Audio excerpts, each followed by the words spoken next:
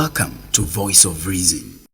Just as we know that insecurity is one of the main challenges confronting Nigeria at this time, and so the nation, individuals, organizations, socio-political, socio-cultural alike are in search of a solution to these particular problem confronting Nigeria at this time, which is insecurity.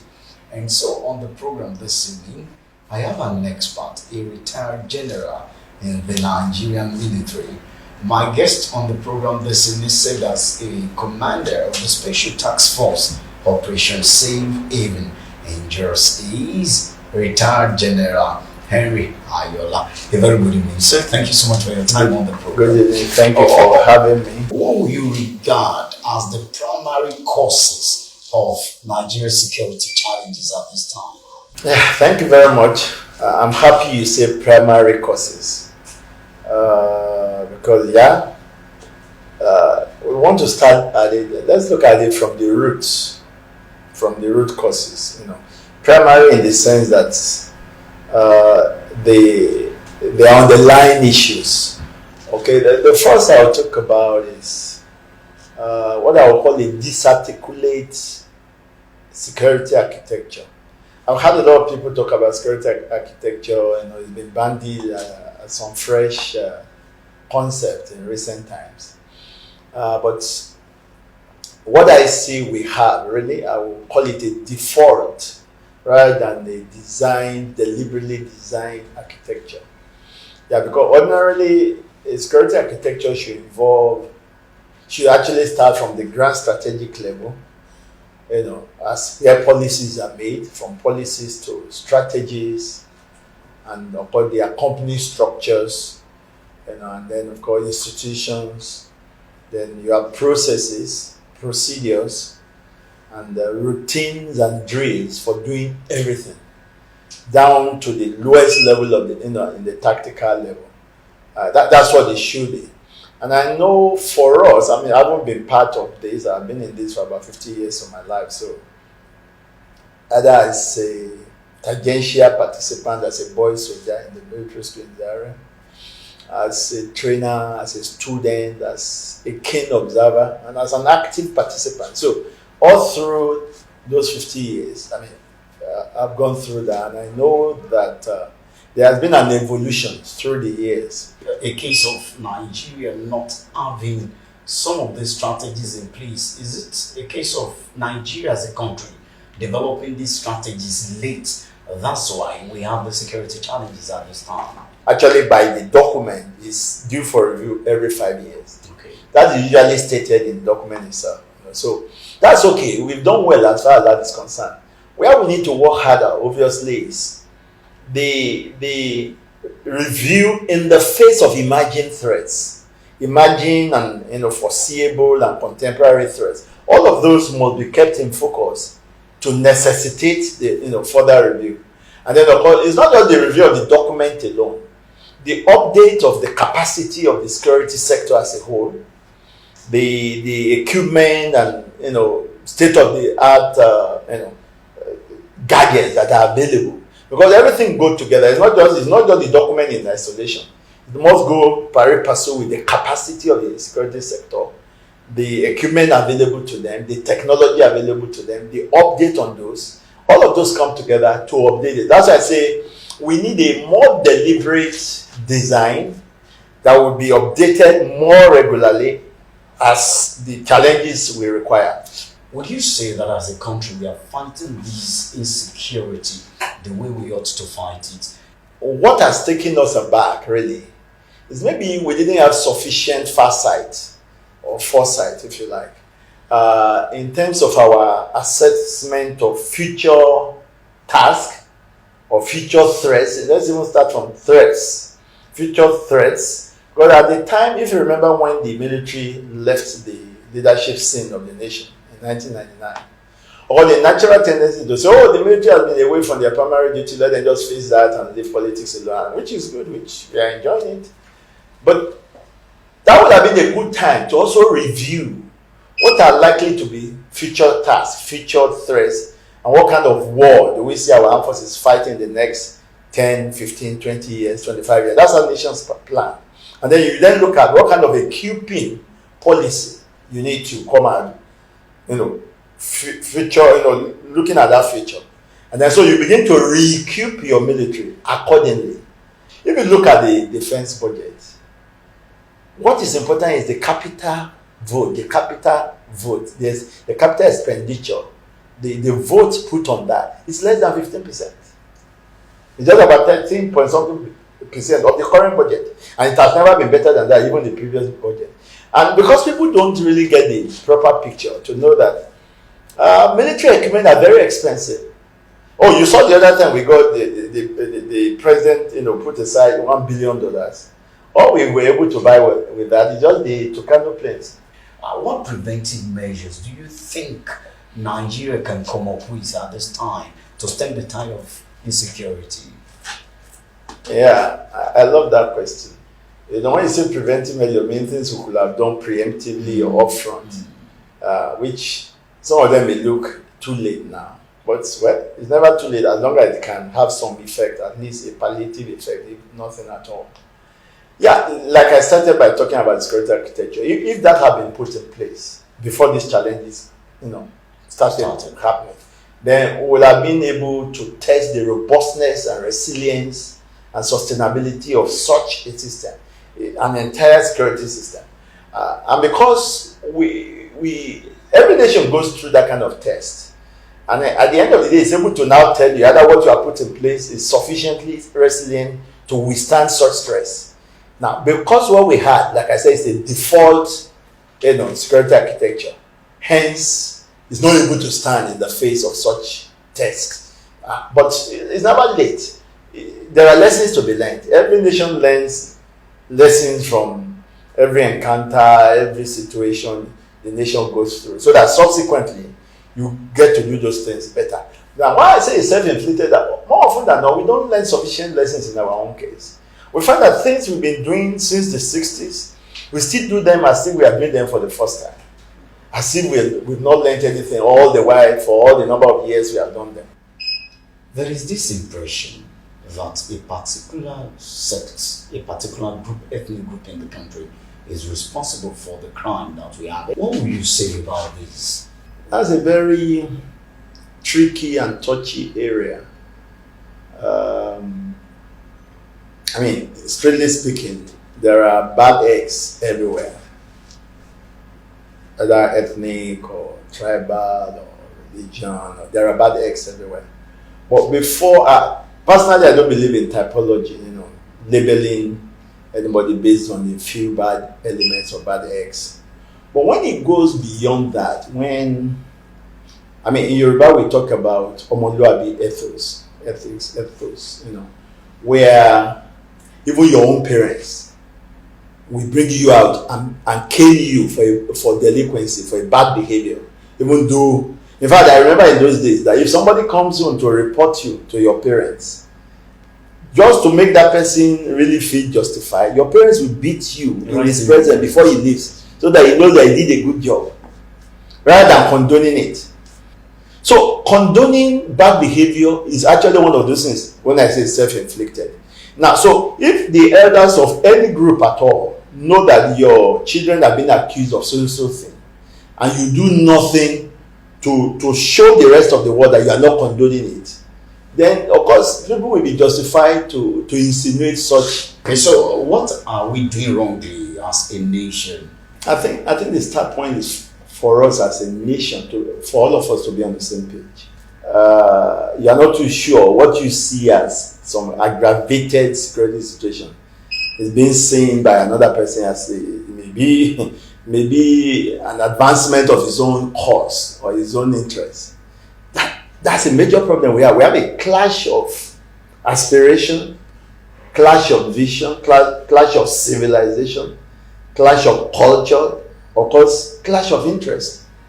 And that is plaguing us in all directions. So you find, I experienced that even as a commander in the field, where you have an assignment to do and the operation you want to carry out is in a sector and you don't trust the commander in that sector. And you send a different commander to go and operate in the sector because you are not sure that the information will not filter to the enemy. 2023 is coming. We're preparing for elections. How conducive is the environment security-wise for this election? Do you think it is wise for us to keep on preparing without solving some of the security problems that we have? Okay, thank you very much. I think you actually answered it when you gave the example of 2015, 2019. In fact, as 2015, this fear was there too, that will the election hold or not? And the nation had to postpone it. Yeah, and for about 2 weeks. Well, even the postponement, if you remember, was not because of security issue, really. There were some other issues. So the point I'm making in essence is that Nigeria has passed through that kind of phase severally, where it will look that it's heating up, and no smoke happens. We've gone through that a number of times. It's as if when it comes to time of election, the bad boys themselves recognize it, and so it first the suspicion again that maybe some of the security challenges are political undertone. Yeah, security and political issues are inherently intertwined. In fact, more of it, if you look at the insurgency, for example, it's more of a political problem than a security problem. When I got to the plateau in 2012, I remember I was so determined to say that I should be the last commander of that operation, that I would solve the problem to the end. I was super determined. I was working my heart out, barely sleeping for 3 to 4 hours in the day. Sometimes I'm still in the office at 12 midnight, but as I got to understand the issues better, I saw that it was not a security problem. It was not. You can do all the security, deploy all the security solutions. If a problem has a political undertone, it can only be finally and decisively be solved by political means. Okay, so on politics being involved on the part of the people here, or on the part of those who should provide leadership? See, it's inherently so. That's why von Clausewitz says that war is the continuation of policy by other means. Or Chamama even puts it in a more pungent way, that war is politics with bloodshed, while politics is war without bloodshed. So politics and crisis or war have always been intertwined. It's not today. Yeah. You said something. But you see, the willingness, the political will, the strength of the political will to solve a particular problem, to deal decisively with it, to bring it to an end, is where the difference is. You made reference during the course of this interview to what happened in 1999 when we had a change of guard, from the khaki boys to the civilians. Was any mistake made at that time that this nation is still suffering from? Hijacking power, not forcefully, taking over power, this winners take it all attitude by the civilians. Is it affecting, is it telling on the nation at this time? Is there anything we didn't get right in 1999 that we are suffering from? Very good question. Not just not getting it right since 1999. There are things we have not gotten right since 1960. It's a following independence. Nigeria is a multinational, multicultural, multi-religious, multi-ethnic country. Now, we have not decisively, tried to craft a nation state out of this multinational entity. Is it possible? Of course, that's what nations like America did. That's all nations that are multi in these different dimensions I mentioned. That's the way they craft nation. A nation state is crafted. So that you look at those things that are common to the different, they are always common. We're all human beings. There's one human race. So there are sufficient commonalities that we can identify. And once you bring those to the fore, you elevate them to become what we call core shared values. That we can ignore the differences, we can put those things aside and focus on those set of shared core values that we all agree on, that the man in Sokoto will be willing to die for, the man in Lagos will be willing to die for, the man in Calabar, in Ayoola. Those things that bring us together. We have not done that with any determination to build that nation state. Okay. And that's why it's been difficult to even talk of national interest. Because national interest more often than not is that the interest of a regime or interest of a group or interest, that has been the problem. Okay. One of the problems. Let's talk about the Southwest region.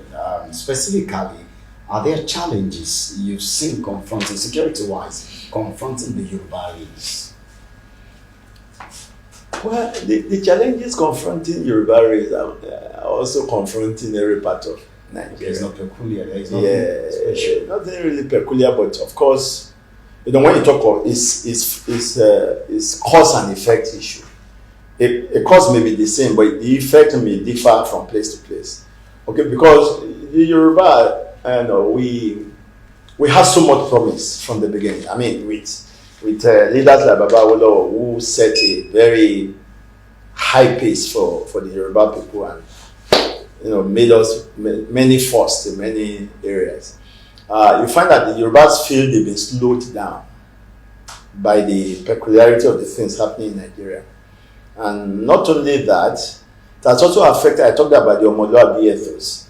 The decadence in the general society has also affected us. So you see the Omoluabi ethos is also dwindling in the younger generations. The issue of character, ethics, and values that we take very seriously. I remember in those days, your parents will always say, you run to your humanity, you won't shit. That's to remind you that, look, the family's name is at stake. You must always remember whose son you are and keep the family's name, the honor, and all of that. Those kind of, societal values also have been affected. Then, of course, apart from that, because the Yoruba are also very highly endowed, intellectually, diplomatically and otherwise, and in skills and all of that. Whatever policies that devolve from the top, we certainly have effect on how far we can realize those potentials. Well, it appears the Yoruba race is one that is very, very sensitive. Okay, the Yorubas seem to have this attitude of, if it's happening elsewhere, don't bring it here.